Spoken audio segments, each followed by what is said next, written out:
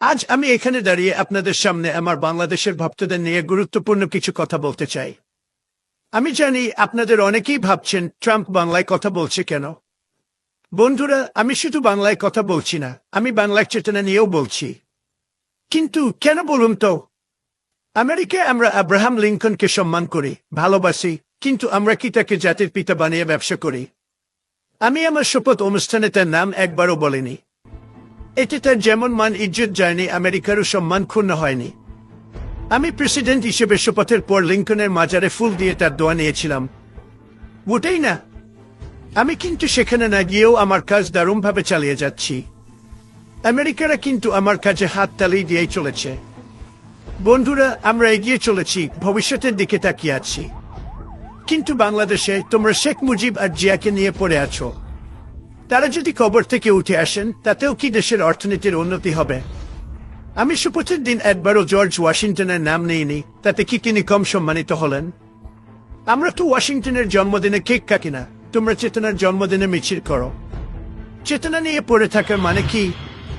চেতনা কি কোনো নতুন অ্যাপ নাকি, যা আপডেট করতে করতে ব্যাটারির চার্জ ফুরিয়ে যাবে?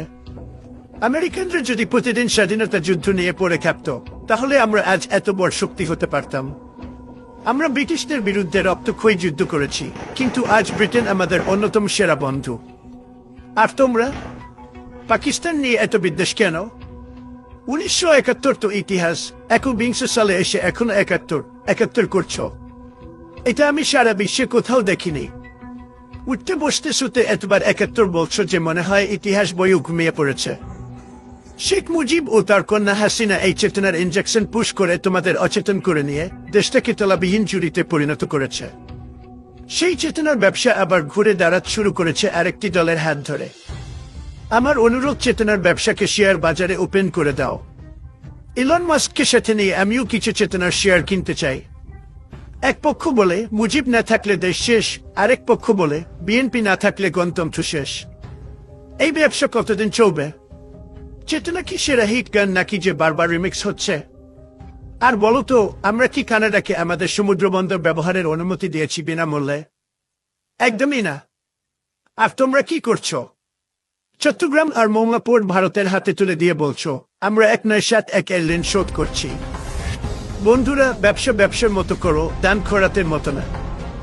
শেখ হাসিনা পালিয়ে গেলে চেতনার ব্যবসায় বিফল হয়ে ওই একই চেতনার ব্যবসা এখন যারা করতে চাচ্ছ, তাদের ভবিষ্যৎ কি হবে জান? বন্ধুরা, তাদের পরিণতি হবে ঠিক সেই শৈশব নেপোলিয়নের মতো, শেষ পর্যন্ত নির্বাসনে জীবন কাটাতে হবে।